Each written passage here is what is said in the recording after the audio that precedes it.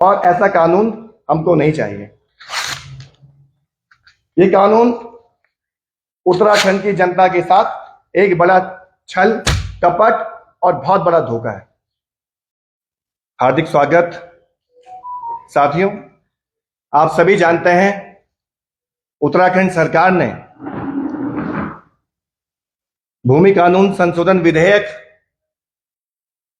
विधानसभा में इसको लाया गया है और इस विधेयक के आने के बाद जो सरकार ने भूमि कानून में संशोधन किए हैं, सरकार इसको ऐसा बता रही है जैसे बहुत बड़ा ऐतिहासिक काम कर दिया हो। प्रदेश भर में इसे एक बड़ी उपलब्धि के तौर पर दिखाया जा रहा है। मुख्यमंत्री पुष्कर सिंह धामी जी को इस ऐतिहासिक कार्य के लिए भाजपा के कार्यकर्ता बधाई दे रहे हैं।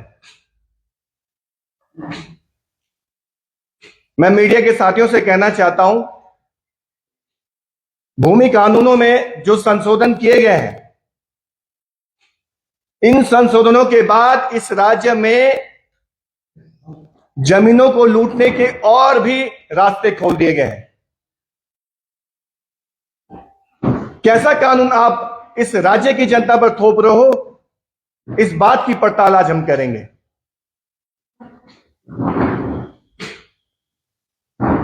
इस राज्य की जनता की भावनाओं के साथ आप खिलवाड़ कर रहे हैं। लंबे समय से जनता सड़कों पर संघर्ष करती रही कि उन्हें सशक्त भू कानून चाहिए, लेकिन एक बार फिर आपने सशक्त भू कानून के बजाय इसे भू माफिया के पक्ष में बनाया है। यह उत्तराखंड की जनता के हित में कानून बिल्कुल भी तैयार नहीं हुआ है। सबसे पहला सवाल, जो विधेयक विधानसभा में लाया गया है, उससे एक महत्वपूर्ण बिंदु आपके सामने रखना चाहता हूं। नगर निगम, नगर पंचायत, नगर पालिका परिषद, छावनी परिषद क्षेत्रों की सीमा के अंतर्गत आने वाले और समय समय पर सम्मिलित किए जा सकने वाले क्षेत्रों को छोड़कर यह संपूर्ण उत्तराखंड राज्य में लागू होगा। अब आप सोचिए, यह कानून जो बनाया गया है, ग्रामीण क्षेत्रों में 250 वर्ग मीटर का प्रावधान किया गया है। कोई भी भारी व्यक्ति जो इस राज्य में 250 वर्ग मीटर तक जमीन खरीद सकता है, कोई भी गैर कृषक। 250 वर्ग मीटर का प्रावधान खंडूरी सरकार के जमाने से है। तिवारी सरकार में 500 वर्ग मीटर का प्रावधान था और इस प्रावधान के तहत परिवार में एक व्यक्ति को ही आजीवन 250 वर्ग मीटर जमीन खरीदने की छूट पहले से ही है।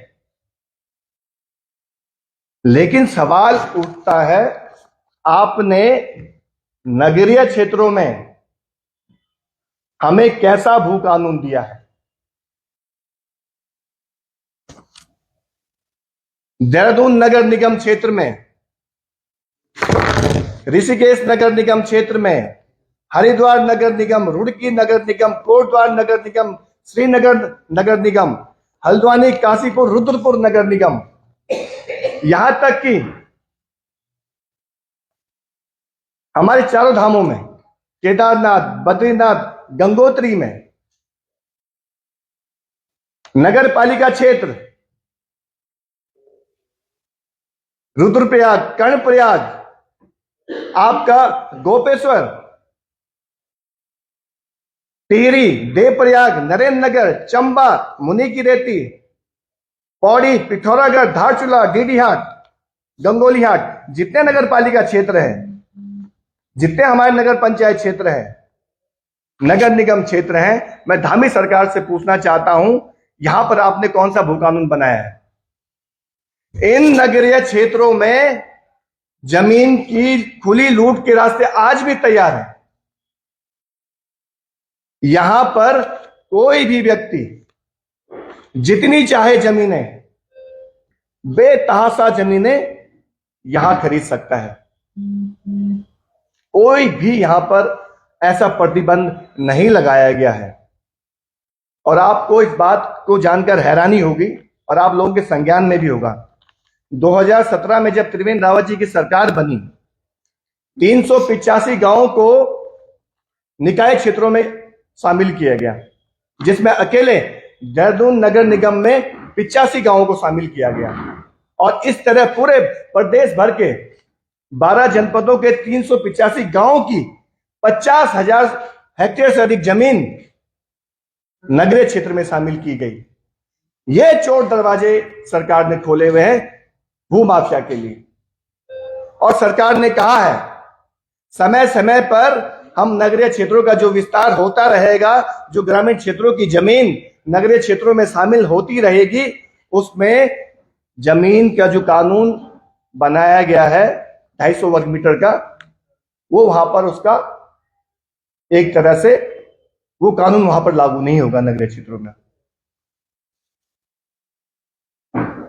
तो सवाल अपने आप में यही उठता है, सबसे पहले हमने मांग की थी, उत्तराखंड की जनता लंबे समय से मांग कर रही है, उत्तर प्रदेश जमींदारी विनाश एवं भूमि सुधार अधिनियम की धारा 2, जिसमें नगरीय क्षेत्रों में ये कानून प्रभावशाली नहीं है, उस धारा को आपने क्यों नहीं हटाया? इस बात को लेकर हम पत्रकार साथियों के माध्यम से सरकार से सवाल पूछना चाहते हैं।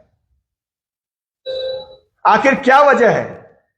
आप नगरीय क्षेत्रों में जो हमारी प्राइम लैंड, लगातार नगर पंचायतें नहीं बन रही हैं, नगर पालिकाओं का विस्तार हो रहा है, नगर निगम में तब्दील हो रही हैं, नगर निगमों का बहुत बड़े स्तर पे लगातार गांव के गांव शामिल हो जा रहे हैं। तो ये भू कानून किसके लिए है? आपने गांव के गांव नगर निगमों में, नगर पालिकाओं में, पंचायतों में शामिल कर दिए, तो आप भू कानून ला किसके लिए रहे हैं? ये सवाल मैं आपके माध्यम से धामी सरकार से पूछना चाहता हूं। और मैं तमाम उन विधायकों से भी कहना चाहता हूं, अगर आपका जमीर जिंदा है, अगर आपके अंदर स्वाभिमान है और आपने इस माटी में जन्म लिया है, तो आप इस कानून का विरोध कीजिए। एक भी विधायक अभी तक हमारे संज्ञान में नहीं आया है जिन्होंने इस कानून का विरोध किया हो। सबसे महत्वपूर्ण बिंदु आप लोगों के माध्यम से हम ये कहना चाहते हैं, सरकार जल्द से जल्द भूमि सुधार कानून की जो धारा 2 है उसको तुरंत हटाए। लगातार इस धारा के चलते हमारे प्रदेश की कृषि भूमि खत्म हो रही है और नगरीय क्षेत्रों में लगातार भूमि हमारी माफिया के हाथों में जा रही है। आप देखिए, आप नैनीताल में देखिए, आप भीमताल में देखिए, आप रामनगर में देखिए, आप अल्मोड़ा में देखिए, आप पौड़ी में देखिए, आप कोटद्वार में देखिए, कौन सा ऐसा हिस्सा नहीं है जहां पर जमीनें नहीं बिक रही हूं? पूरे प्रदेश भर में जमीनें बिक रही हैं।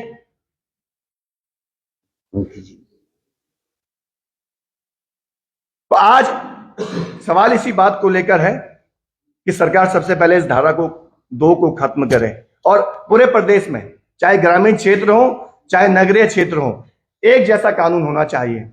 ऐसा नहीं कि नगरीय क्षेत्र में आपने पूरी तरह से छूट दे दी और ग्रामीण क्षेत्र में आपने 250 वर्ग मीटर का प्रावधान रखा है। एक तरह का कानून होना चाहिए। आप जब समान नागरिक संहिता की बात करते हैं तो भूमि कानून भी समान होना चाहिए, हम सरकार से कहना चाहते हैं। दूसरा, अभी सरकार ने कहा कि हमने हल्द्वानी, उधम सिंह नगर और हरिद्वार को भूमि कानून के दायरे से बाहर रखा है। हरिद्वार और उधम सिंह नगर की जनता को आपने एक तरह से चौराहे पे खड़ा कर दिया। सबसे ज्यादा भू माफिया अगर कहीं सक्रिय है तो हरिद्वार और उधम सिंह नगर में है। वहां के किसान परेशान हैं, वहां की जमीनें खत्म हो रही हैं, वहां के जो काश्तकारी करने वाले लोग हैं, जो किसानी करने वाले लोग हैं, वो आज वो भी नौकर बनने जा रहे हैं अपनी जमीनों पर ही। और एक तरह से ये बहुत बड़ी चालाकी के साथ सरकार ने ऐसा किया है। हरिद्वार और उधम सिंह नगर में कानूनों में जो आपने ढिलाई दी है जमीन खरीदने की, इसका मकसद साफ है, आप इस राज्य में डेमोग्राफी बदलना चाहते हैं। आप चाहते हैं इस राज्य में बाहर से लोग आए, उनकी संख्या बढ़े, ताकि इस पर्वतीय राज्य की अस्मिता खत्म हो जाए। तय मानकर चलिए, हरिद्वार उधम सिंह नगर में जिस तेजी से जनसंख्या आगे बढ़ती रहेगी और बाहर से लोग वहां आते रहेंगे, जमीन खरीदते रहेंगे, तो जो आगे आने वाले समय में परिसीमन होने जा रहा है, तय है कि वहां पर 10 से 12 सीटें और बढ़ सकती हैं।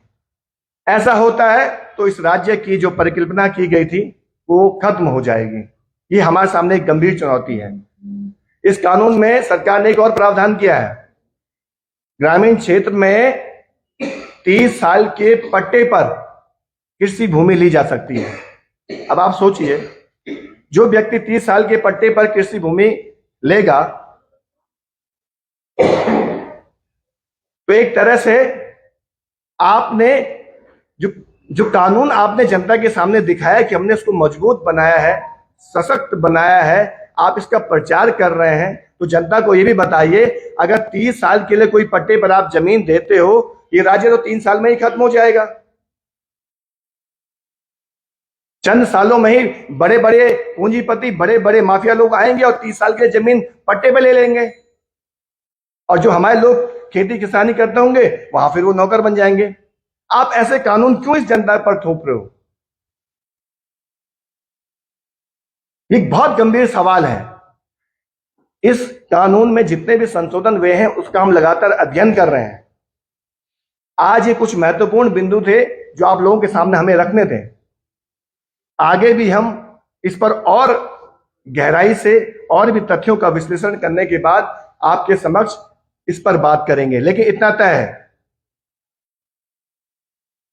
धामी सरकार बहुत बड़ा पाप कर रही है। यहां की जनता के विश्वास के साथ धोखा हो रहा है और इस सरकार ने जनता का विश्वास तोड़ा है। हमारी जनता का, हमारे लोगों का जो आंदोलन कर रही है सड़कों पे, उसका विश्वास तोड़ा है। और सरकार कितना ही महिमा मंडित कर दे, कितना ही खुद को प्रचारित कर ले कि हमने सशक्त भू कानून लिया है, मूल निवास भू कानून संघर्ष समिति पूरे प्रदेश भर में जाएगी और जो इस सरकार ने जो काला कानून एक बार फिर जनता पर थोपा है, हम इसकी सच्चाई जनता को बताएंगे और इस कानून को मूल निवास भू कानून सिरे से खारिज करती है और ऐसा कानून हमको नहीं चाहिए। ये कानून उत्तराखंड की जनता के साथ एक बड़ा छल, कपट और बहुत बड़ा धोखा है।